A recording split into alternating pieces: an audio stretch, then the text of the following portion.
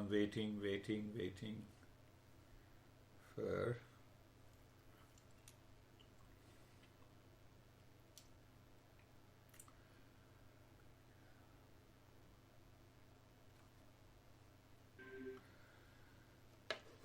meditation. If we say traditionally, and if we ask the question, is it for everybody? The answer is yes. Everybody means for every human being. Why? Are we not seeking permanent happiness and peace and love and truth and wisdom in our life? If any human being does not want permanent happiness, then you say, okay, no problem, you leave meditation. So do I need harmony in my life, peace in my life, happiness in my life? And I want a continuity of it. I want a creativity in my life based on the peace and happiness that is coming from inside. Then meditation is for everybody. So we should not bind this meditation in a tradition, in some cult, in some religion, because it has nothing to do with it. So now coming to today's topic is, I have been requesting and pleading that please go through the first 2 or 3 sessions that we have covered, and we are discussing about practice. What exactly is practice in meditation? So we covered, I think we covered 4 formulas. First we said abhyas vairagya abhyam tannirodha. Keep smile on the face. We need not to think, be serious too much. Meditation is a joy. So, yes, young guy has come. So what is first? We have understood the regular practice with wisdom is the method. So there are 2 words used, the regular practice according to this great master, and wisdom that leads to dispassion. In the 2nd sutra, he explained what exactly is the practice. Practice means steadiness of the mind deep within. Steadiness of the mind deep within. How many times you forget, if you are a man, you forget that you are not? If you are a woman, you always remember, you never forget. Isn't it? Do we forget? No. So the mind is steady on the quality of being a human being. So same way, if the mind remains steady within, that is the first step. Then that kind of a steadiness of the mind comes in our life. That is the 3rd sutra, perhaps that we covered last week. Regularity, continuity, commitment, and deep interest. The mind should be deeply interested. For what? Not for me, but for the wisdom, the knowledge. What is that knowledge? That if I do the practice, I will enter into permanent peace and happiness. Simple. Now the 4th sutra under this category is known as Dispassion. So we started with practice with wisdom. So now comes the wisdom. What kind of a wisdom we need to succeed in any meditation? In any meditation. So he says, Dispassion, drashta anushravik, vishaya vitrashnasya, vashikara sangya vairagyam. The literal translation of this wisdom that leads to renunciation. So now if you hear the word renunciation, you say, no, I will not join the class from next week. So let us understand first what exactly is this renunciation. So that renunciation is pleasure. So if I literally translate this sutra, the dispassion is perfected when the seeker stops craving for the objects experienced by the mind or the impressions it is present in the mind. I have one impression. For example, I'm giving an example, I have an impression stored in my mind of marijuana. So that continues to trigger my mind, and the mind goes through the sense organs. Sam is smiling. I should give a current example so that will make a sense. So what is going to happen when you wake up in the morning? You are fresh, you are calm, and the mind says, where is marijuana? So that is craving. You can take any example. Yeah? So now we should examine this formula clearly, my friend.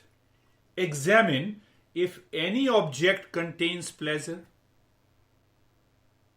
There is no pleasure that is present in any object. Marijuana, the same example, does not come to you and say to you, come on, have me. Please taste me. I have lot of pleasure. Does it say to you? So when you start thinking in this way, then the mind will start dissolving the craving. You can apply this to anyone. Clear? First examine. There is no pleasure that is present in any object. Clear? Any object that does not come to us and declare, come on, have a pleasure with me. Clear? Third, we keep object on inside our head and claim it is full of pleasure. Do you understand that point? We keep that object in our head. But how to keep that object in a head? If I'm your enemy, will you keep me in your head? No. Throw it away. So it means mind first creates a liking for that object, and that liking is repeated, and that I keep myself in the head, that object. If the object is chasing us and we are chasing them, ask it. Any object. Same example. Marijuana or any kind of a pleasure. We hold on to an object and claim object is holding us. This is ignorance. This ignorance must go to help the mind to live in dispassion. So, Lara, it has nothing to do with renunciation. Does not mean leave everything, suppress, control. Nothing to do with the control, suppression, repression, that we use in modern psychology. Clear? Now, I told you before also, the language of the Sanskrit has nothing to do with cult, dogma, belief and religion. The Sanskrit language is for the self-discovery. Every word is used to convey the essence of it. So I'm using the object. Object is marijuana. I keep in my head liking, and from the liking, the head goes there, the mind goes there, and I create a craving for it. Now, but we have to understand object. Object, Lara, it means Vishaya in Sanskrit. So can I define this Vishaya or object? Anything that binds us through the sense organs entering within our mind. object is a hijacker. Object is a terrorist in our mind. Any object that continues to stay in our mind is a terrorist. Do you know terrorist or hijacker? In meditation, we understand that once you understand it is the hijacker, we have to throw this object from our mind to help the mind to reach to the state of emptiness. So we started our journey. The emptiness of the mind is meditation. Why emptiness? Because when the mind is perfectly empty, then it reveals our true nature, and the true nature means it reveals permanent peace, happiness, love, and wisdom. That is the goal of meditation. So who doesn't want it?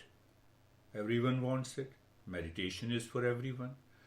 Only one thing should be there, that what practice one should do depending on their temperament, level of awareness, level of evolution. Now almost for the last 1 year, this group is totally committed and through the understanding. But when I give on Thursday's session, I take the subject lightly. Lightly in the sense that I do not go deeply to explain it intellectually. So any practice may vary. Coming back, what the master is saying, two things. Regular practice, we have explained the practice, plus dispassion. If the dispassion is not there in the mind and intellect, no practice can ever be successful in any meditation.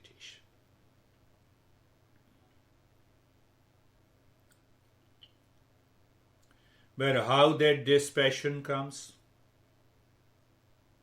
Dispassion comes the way I have explained, by thinking in your mind. So what we have to think? Again, do we think of marijuana? The same example? No. We think of that there are two things in the world and me. Not me and me. What I am and what I am not. So the master explains, every master explains the same way, differently, but the principle is the same. That principle is known as viveka. Viveka means discernment. What is that discernment? I gave you the previous example. I defined you the object. I defined you that object is a hijacker. So now let us start thinking to reach to a state of discernment. From the discernment, it leads to dispassion. If there is no discernment, there cannot be dispassion. Then you are practicing for years and years and years. No result. We want result. So the first step is viveka, 4 defects of pleasure and liking. So now you see that we have started thinking. We find there is a world outside that is known as the seen, and I am the seer. Clear? I am the seer. When I say I know you, you are an object and I am a subject. So there are only 2 things in the world. Self, not self. Self, not self. So whatever is not self is an object. And I defined you an object.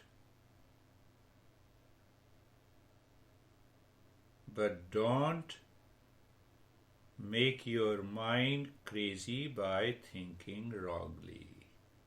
You look here, honey is an object. So don't start saying that object, my honey, is a terrorist. You see that?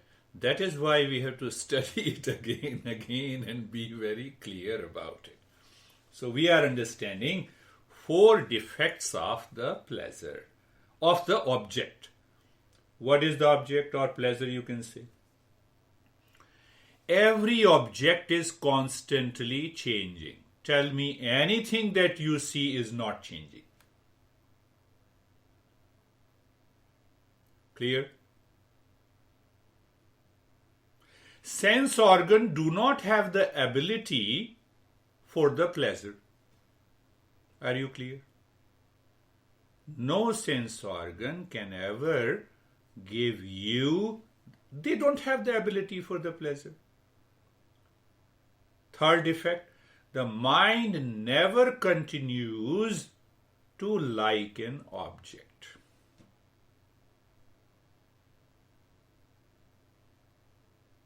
You are eating one thing. Today you like it. Tomorrow 100% pleasure. You continue eating it.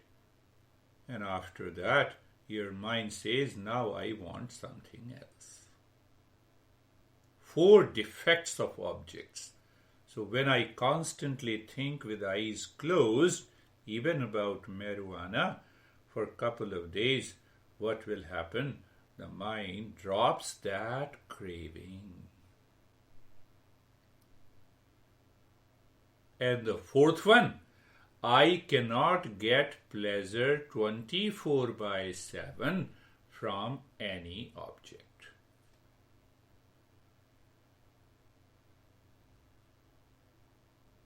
We say normally, oh, I am in stress, let me have a cup of coffee. So if I ask you, coffee relieves your stress? Yes. So okay. Are you sure? Yes. So okay, whenever you have stress, I'll give you a cup of coffee. Will that work? You get pleasure by pasta. So okay, no problem. So breakfast pasta, lunch pasta, dinner pasta. When you are in stress, then pasta. So it means the pleasure does not remain 24/7 with any object in the world. 4 defects. So once we start contemplating and reflecting on the objects with the 4 defects there, then what happens? You have a dispassion in your mind. So the master is saying we have to arrive at dispassion with clarity, with thinking, not by force, not by repression, not by suppression, not by control.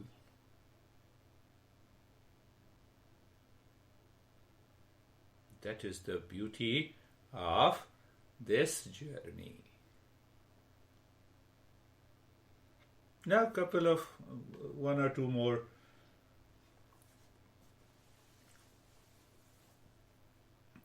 Yeah, that is, I think I should take this one, and then we will start with the practice. So there are 2 elements. One is practice, and other is knowledge. So how you get the knowledge? Through the inquiry, that is discernment. That discernment leads to dispassion. The other is practice, practice, practice.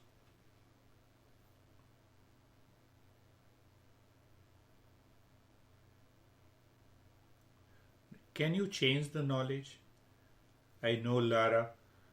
Lara is a knowledge.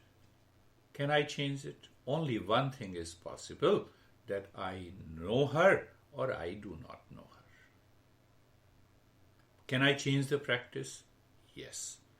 I have a total freedom for the practice that I am doing. So why the master is adding practice means one is the part of this practice and other is the knowledge. So that we can keep the knowledge of pure consciousness during the practice of meditation, so that the mind is purified and it reveals the knowledge of the reality. That is the goal of meditation. Clear? Yes, I gave you an example. I have a good friend here only in Arizona. I don't want to name. Tell me, teacher, you are my teacher. I said, okay. So what is the best mantra? I said, Om Namah Shivaya. Oh, this is long mantra. Can you give smaller mantra? I said, Om Shanti. How many times I have to do it? I said, 1,000,000 times. Oh, this is too much. So I said, do it maybe 100,000. Can I do it for 1,000? I said, okay. Is it possible I pick up one word out of Om Shanti? Only Om? I said, yes. Okay. Can I do it only 9 times every day? I said, that is also okay. And in the end, I asked her, are you teaching me or I am teaching you?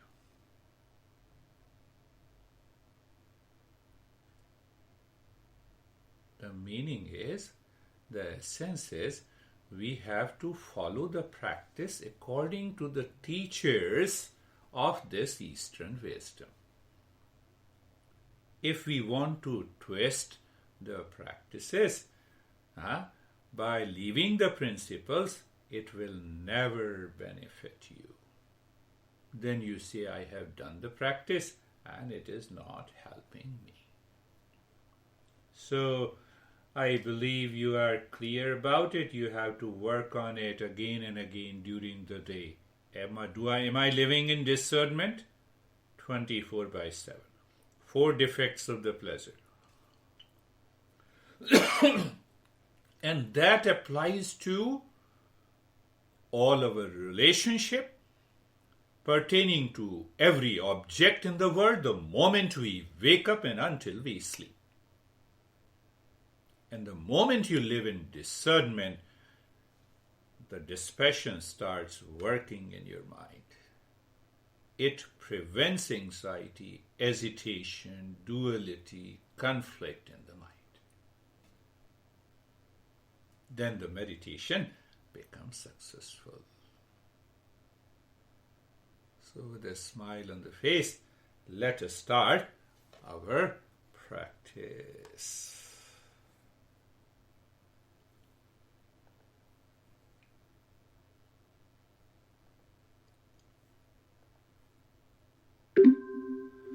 Eyes are closed. Sit in any posture, whatever the position of the body is.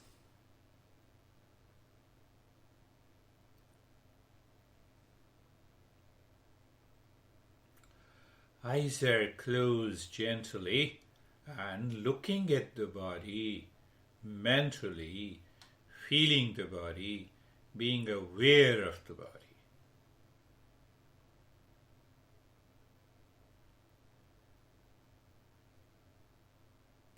And in that state of being aware of the body, look inside the head in the space. Look inside the head in the space.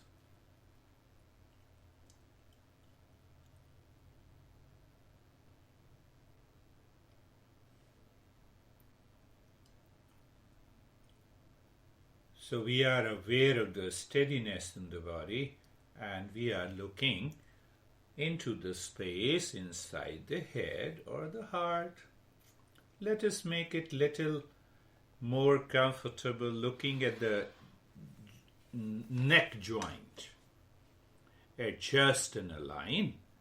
Be there and experience sensation, being comfortable and steadiness.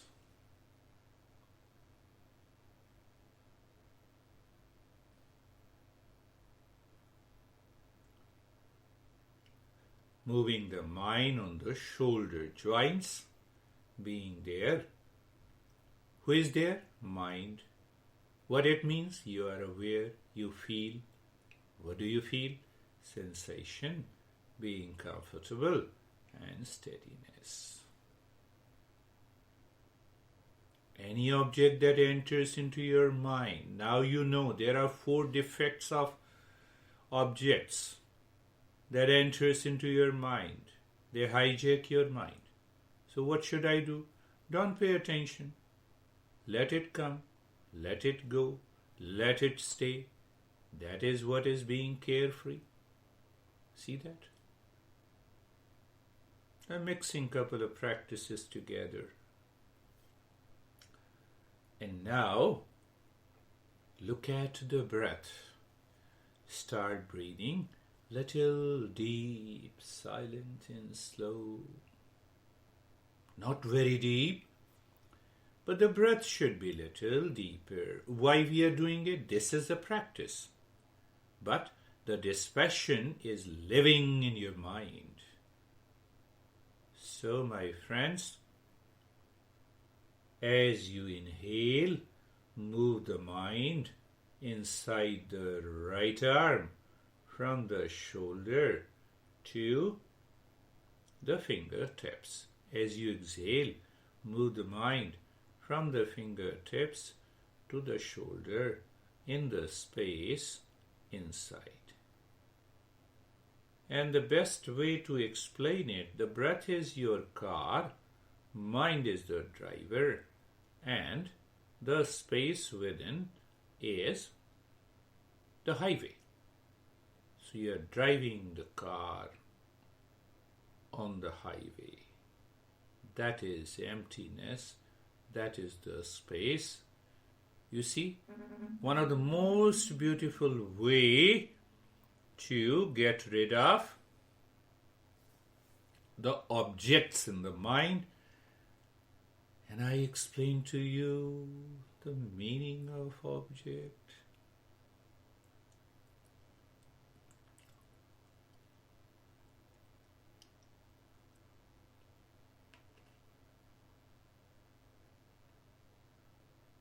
So you are in the state of dispassion and you continue the practice.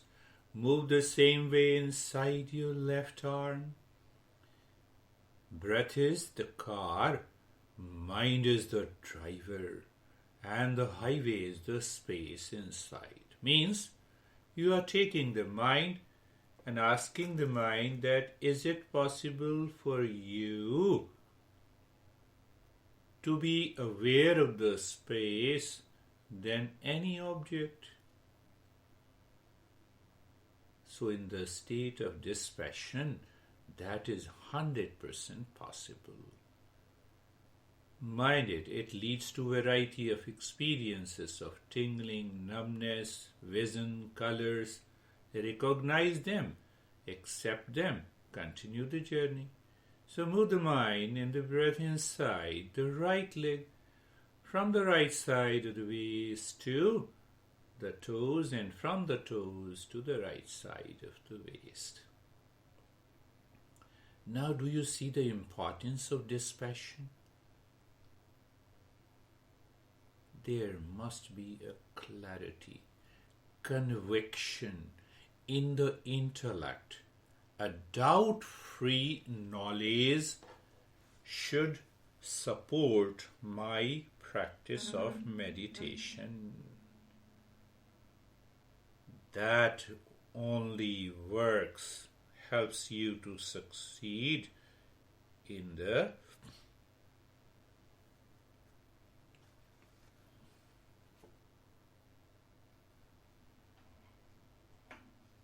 now inside the left leg.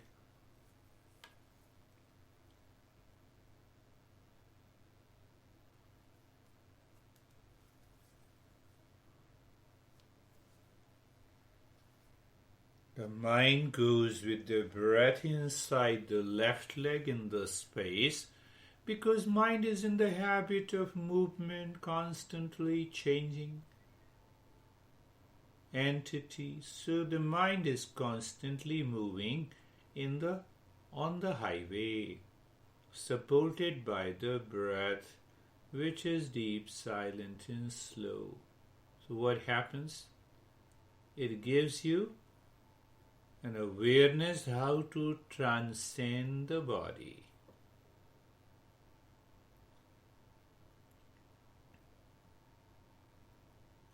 So we started with the nyasa. This is known as the nyasa practice. Now move the mind inside the spine from the crown of the head to the tailbone, and from the tailbone to the crown of the head. It is moving in the space. Ask any human being, do you want happiness? Yes. Do you want permanent happiness? Yes. Do you want to explore that permanent happiness as your essential nature? And if that guy is excited, he has already started meditation. That is the beauty of understanding the journey.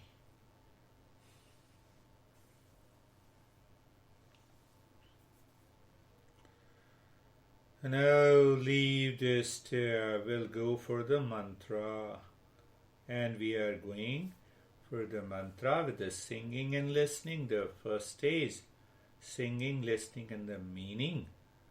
Second stage, singing, listening, meaning, and the applied knowledge. The third stage. What is applied knowledge? It contains discernment and dispassion. So singing and listening mentally. Sarvesham swastir bhavatu. You are also singing with me, but mentally. No worries, even if it is your first time. Sarvesham swastir bhavatu. Sarvesham swastir bhavatu. Now singing, listening, and meaning. What is the meaning? Let there be a state of well-being everywhere in every human being. Why? This helps me to expand my mind. What happens when we expand my mind? The object leaves me. I told you, these objects are hijackers. So let us repeat again. Sarvesham swastir bhavatu. Sarvesham swastir bhavatu. Swastir means well-being. Sarvesham means everyone. Bhavatu should happen. Sarvesham swastir bhavatu. Sarvesham swastir bhavatu. Sarvesham swastir bhavatu. Sarvesham swastir bhavatu. Now what is the applied knowledge? That state of the well-being is always present as my real nature. Sarvesham swastir bhavatu. Sarvesham swastir bhavatu. Sarvesham swastir bhavatu. Sarvesham swastir bhavatu. Sarvesham swastir bhavatu. Sarvesham swastir bhavatu. 3 stages will follow with the second mantra, singing and listening. So what you are singing mentally, you are listening to it.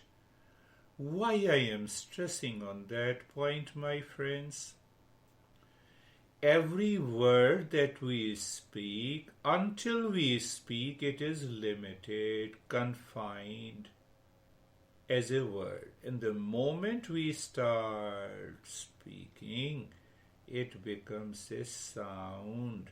Sound has no location, no space. It enters into the infinity. That is the goal. Sarvesham Shantir Bhavatu. Sarvesham Shantir Bhavatu. Sarvesham Shantir Bhavatu.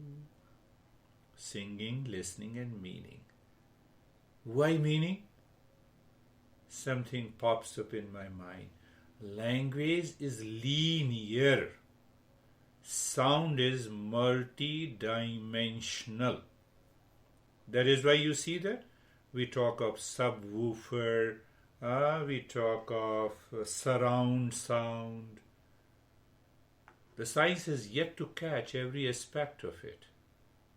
But we are doing it practically. So the meaning of this is, Shanti means peace. Let there be peace, peace and peace everywhere. Sarvesham Shantir Bhavatu. Sarvesham Shantir Bhavatu. Sarvesham Shantir Bhavatu. Sarvesham Shantir Bhavatu. Sarvesham Shantir Bhavatu. Sarvesham Shantir Bhavatu. Now, applied knowledge. So there our master says that this Shanti, the image of the Shanti, is like the infinite space. So what I have to do with my mind, every time I am singing and listening and I become aware of the infinite space. That is enough.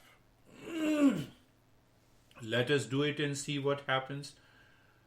Sarvesham Shantir Bhavatu. Sarvesham Shantir Bhavatu. Sarvesham Shantir Bhavatu. Sarvesham Shantir Bhavatu. Sarvesham Shantir Bhavatu. Sarvesham Shantir Bhavatu. So the mind is with discernment. It is constantly absorbed into the space rather than getting absorbed into an object, a point of dispassion. That is the practice. Simply saying breath mindful, now focus on the breath. No. That is our convenient approach. The convenient approach doesn't work in meditation. The third mantra, Purnam. Sarvesham Purnam Bhavatu.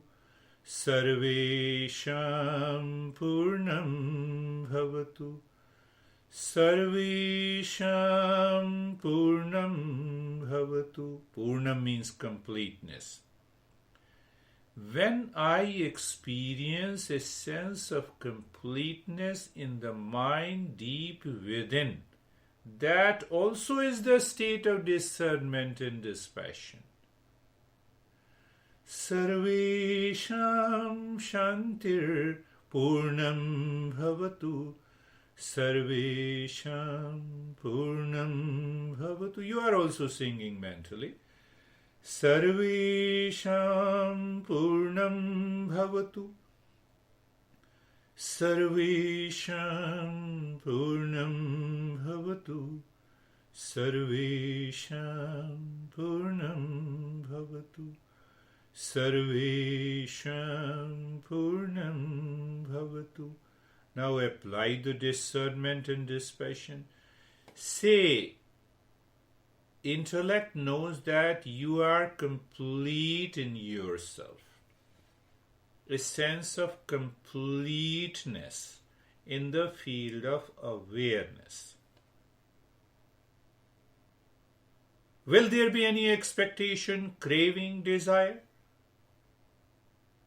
Can that mind be empty? See that point. We are progressing in every time we do it. Sarvesham Purnam Bhavatu. So the intellect and the mind deeper inside declares, complete in myself, here and now. So, the state of emptiness. The mind is ready for revelation. Sarvesham Purnam Bhavatu. Sarvesham Purnam Bhavatu. Sarvesham Purnam Bhavatu. Sarvesham Purnam Bhavatu.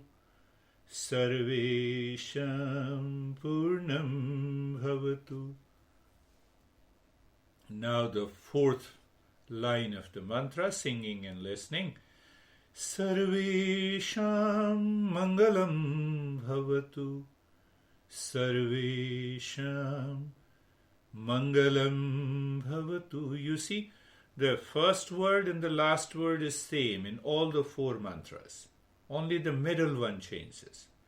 Sarvesham Mangalam Bhavatu. What is the meaning of Mangalam? Auspiciousness. You always live, move and act in that auspicious moment. Will there be any anxiety and stress? So both should work, dispassion and the practice. Sarvesham Mangalam Bhavatu. Sarvesham Mangalam Bhavatu. Sarvesham Mangalam Bhavatu. Sarvesham Mangalam Bhavatu.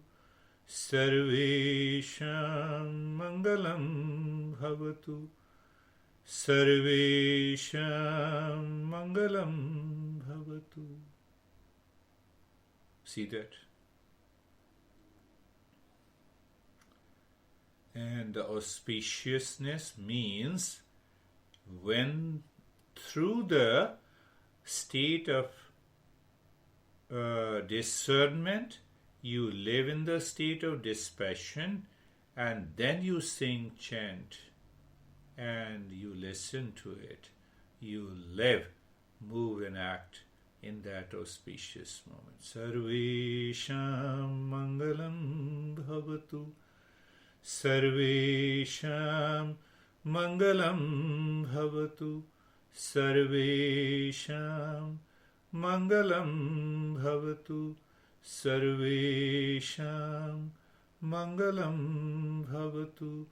Sarvesham Mangalam Bhavatu.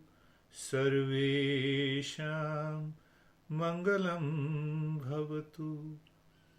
Couple of times sing and listen in your mind. Om Shanti Shanti Shanti.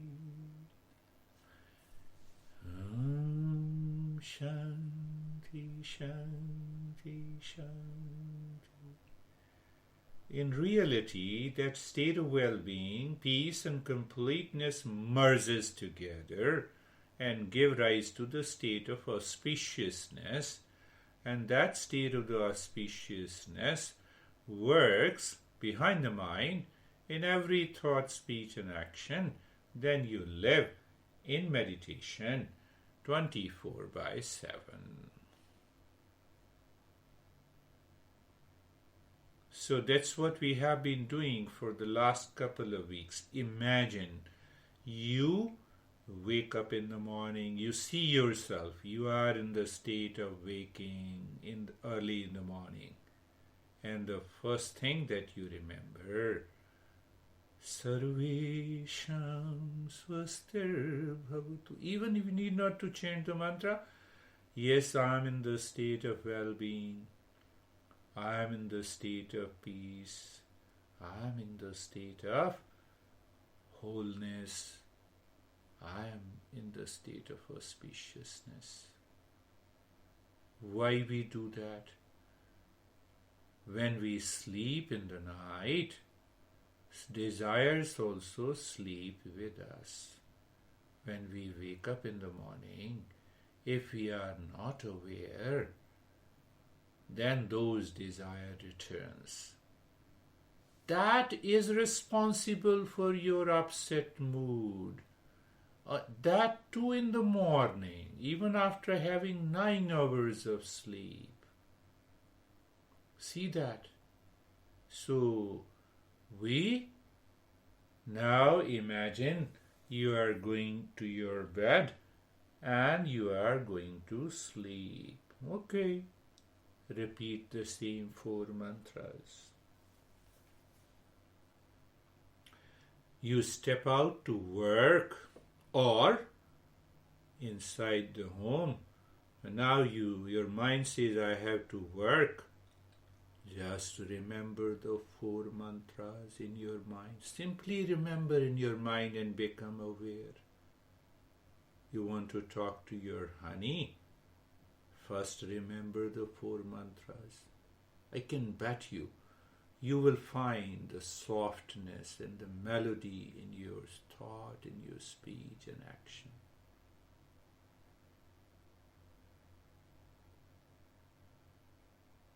Now, walk your mind with the mantra Om Shanti from the crown of the head to the belly button.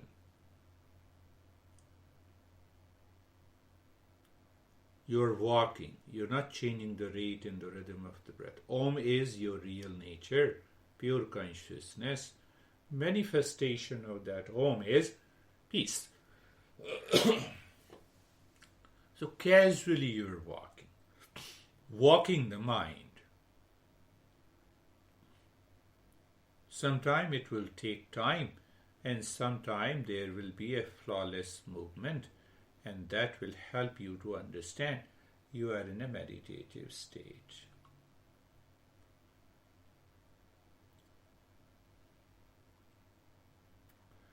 Walk the mind from the crown of the head to the heart, singing mentally, Om Shanti. The moment the mind says Om, look behind the Om as real you, pure consciousness, all pervading, with that sense of completeness. Shanti means peace. Heart is the seat of all the desires. We desire of an object, and we have understood what is an object and 4 defects of an object. See that? So whatever we understand in the beginning, we translate that into practice.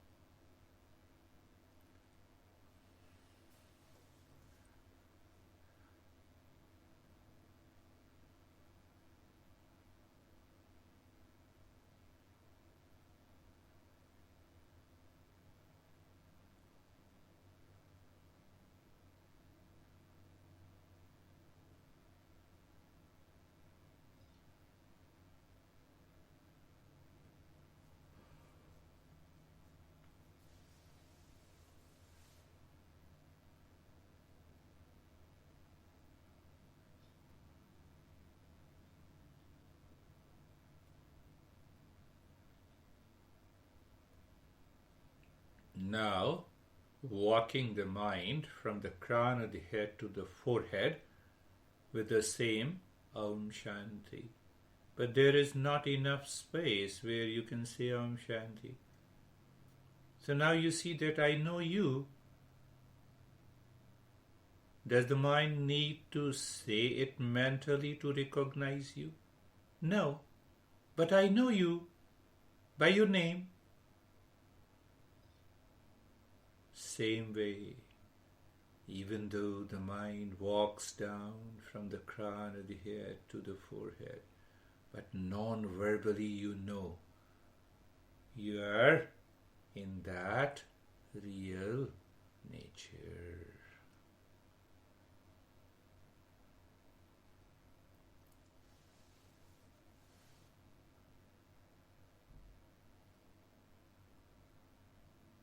I'm tweaking a bit in every session to help us hasten the process of or the practice of meditation.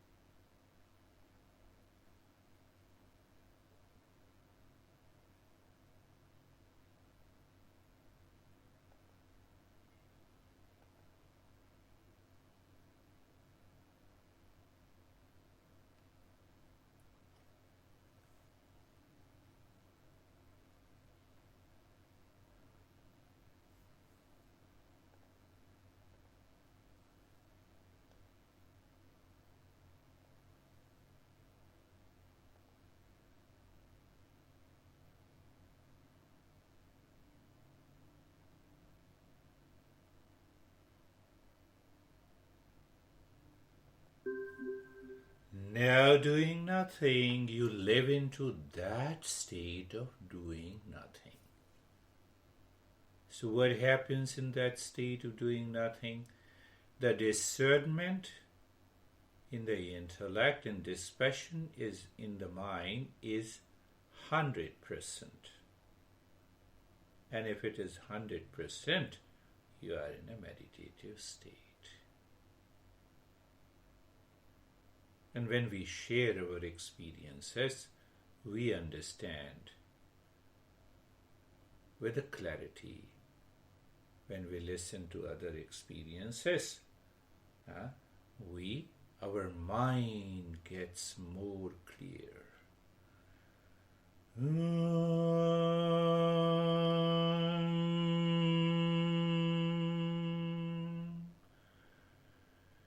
Shanti, Shanti, Shanti.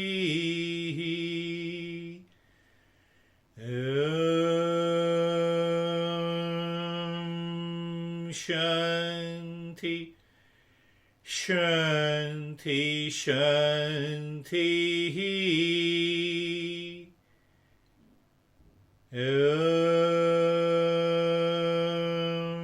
Shanti, Shanti, Shanti. Bring your mind on the right hand, your mind on the left hand. Lift your Buddha palms, place it on your eyes, open the eyes inside.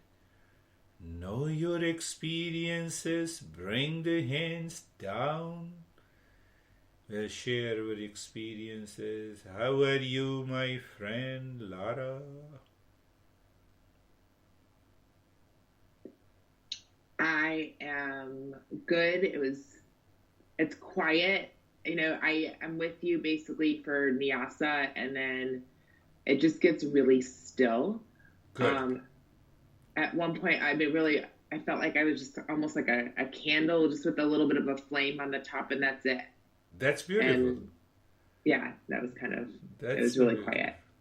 Beautiful. And still. Beautiful. How are you, David and Jerry? It was another good meditation for me. The going through the limbs really dropped my temperature of my body down, and I had to move around a little bit to get my foot under a blanket because it was very cold. And then when we started doing the mantras, I noticed my limbs, particularly my arms, became very heavy, and then my legs. And after that, it was just darkness, quiet. Quiet. Beautiful. Beautiful. Deeper. How are you, Jerry? Sir, that was probably the shortest meditation that I had. It's a timelessness. It was timeless, yeah. Very good. That was nice. Thank you. Yeah, we did more or less at the same time, 32 minutes. When the mind realizes there is no time, it is the shortest, means we get a glimpse what it means by thoughtlessness and timelessness. Sorry, Sam and Lorian, I labeled somebody else as your name last week. So how are you, Lorian?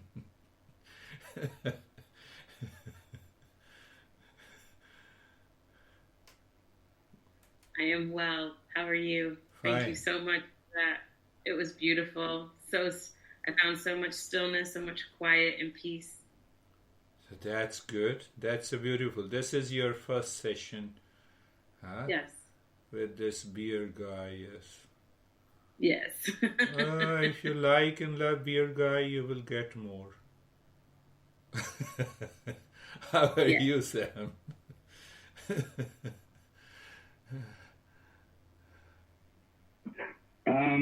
I'm doing really well. The meditation on Saturday and the meditation today, I would say, have been more blank than the others. Again, I go back to Thursdays where I described some colors and vibrations and sounds, but I think I've gotten behind even that, where I'm not identifying with that either. And as soon as I closed my eyes, it was a blank slate. Beautiful. No colors really today, and silence, and that was it. So beautiful. That's a very good experience. How are you, Stephen? I'm very good. I actually would say that I agree with everybody's description. My experience was 2 words. It was timelessness and nothingness. Beautiful. So from start to finish, it was fantastic. Fantastic. Once you see that, that is more important. More or less everyone has more or less the same experience of timelessness and thoughtlessness. Terry, yes. So what is going to happen? Let mind continue to experience this thoughtlessness and timelessness, and then see what happens the knowledge of the reality dawns with. Rightly said. How are you, my friend Terry? I'm good.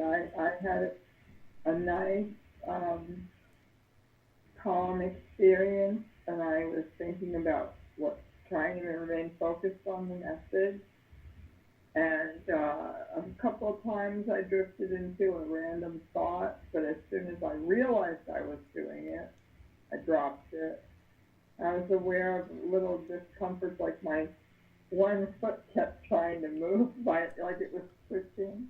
Yeah. It was like moving a little bit. I was just aware of these things, but I just didn't want it. None of them pulled me away for more than a second or two. And you were in peace.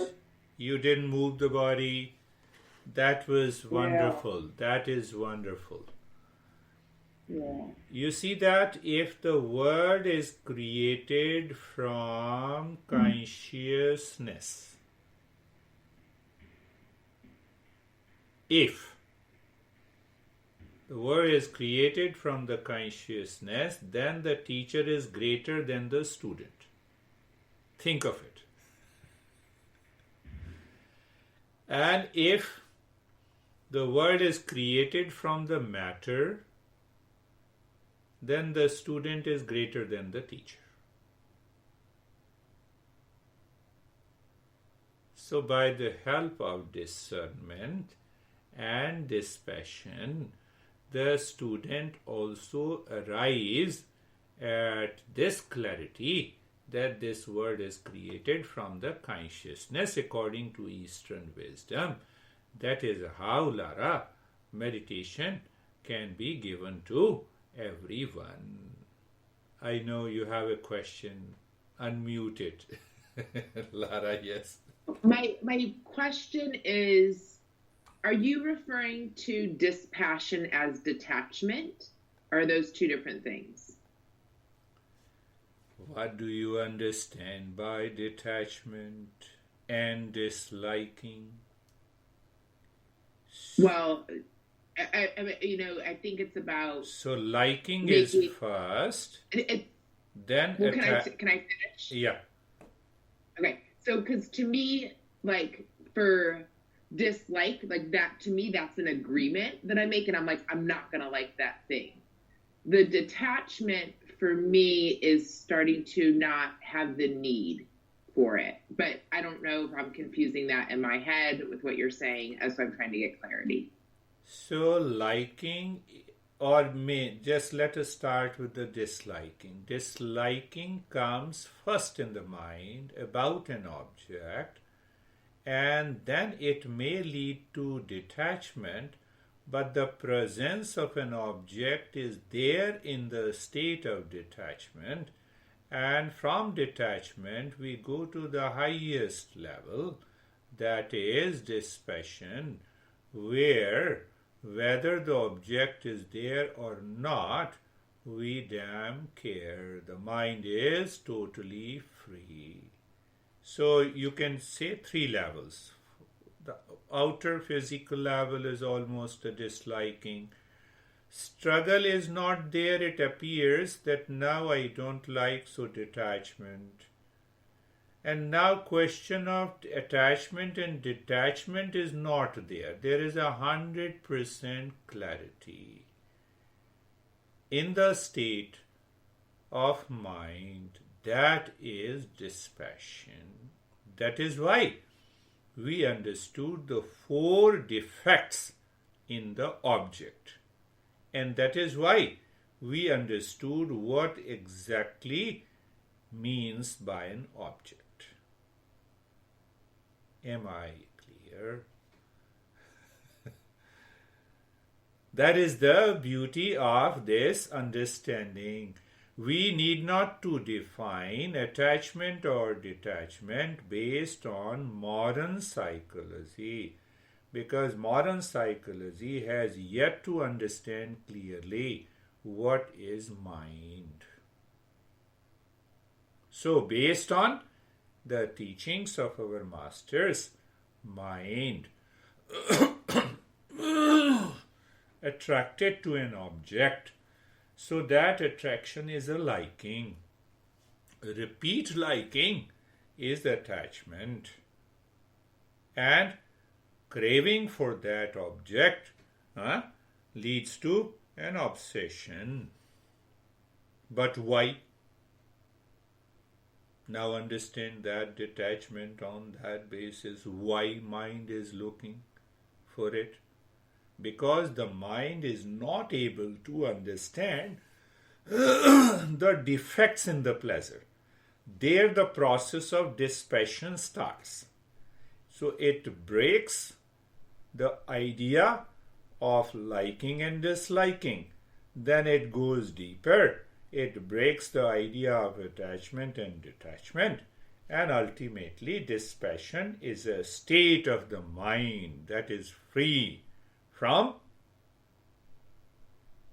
the world outside and the objects outside. It uses the world.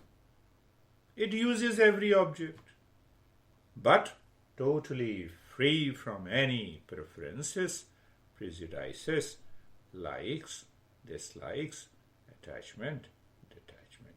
That is the state of dispassion.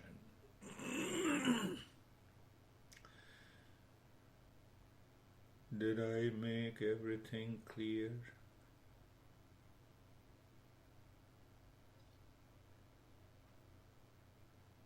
Lara, did I make everything clear? No? Yes and no. I think in my mind, it's translating a little bit differently, and it just might be language, but that's okay. Yeah.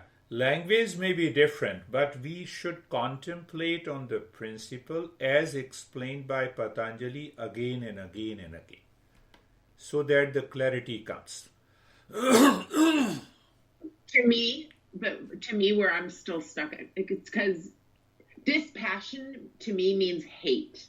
Like the way that my brain translates dispassion, it's too strong. It's too much. And so to me, it's almost like I need to break agreements with things and the need for things. I like Lara 99% and I like Jerry 80%. Please, when you are studying yoga and meditation, change the meaning in your mind of dispassion. Don't create meaning of dispassion in your mind according to your thoughts. I'm looking at definitions. Yeah. Because I was struggling with it, and so I had to look up all these definitions of what it actually means.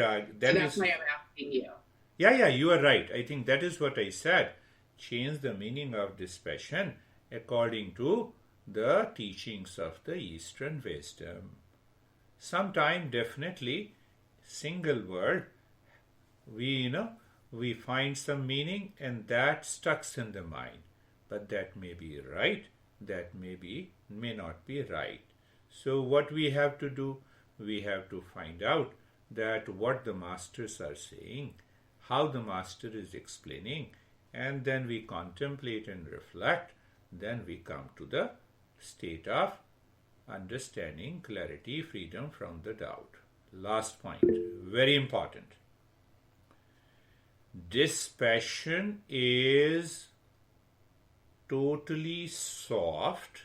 It is a movement in the state of kindness, compassion, and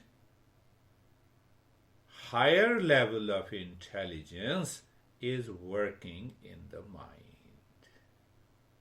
That we are going to study in the next session.